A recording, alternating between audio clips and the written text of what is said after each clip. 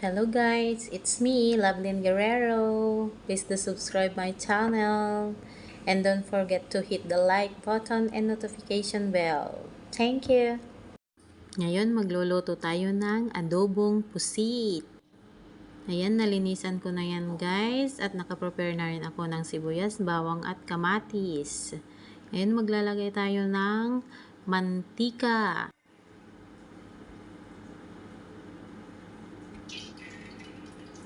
Tapos ilagay na natin ang bawang, igisa lang natin saglit. Tapos isunod na natin ang sibuyas.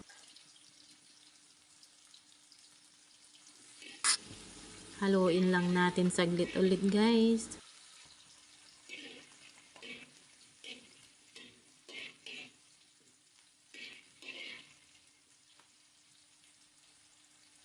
Isunod ang kamatis.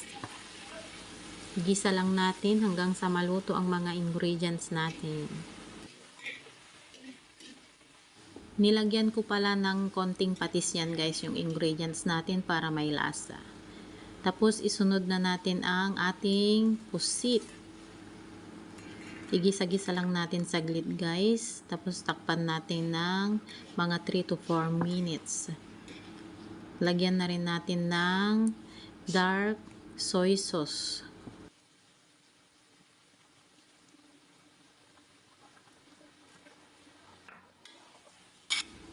At saka natin halu-haluin.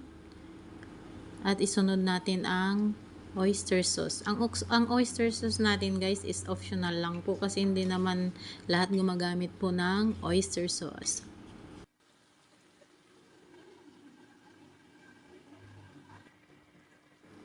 At maglagay tayo ng konting chili guys. Optional lang din po.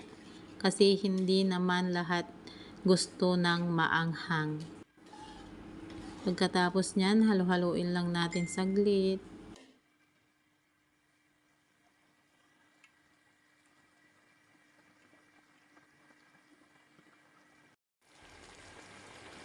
At ayan guys, luto na ang ating adobong pusit. Yehey! Makakakain na tayo. Kainan na guys.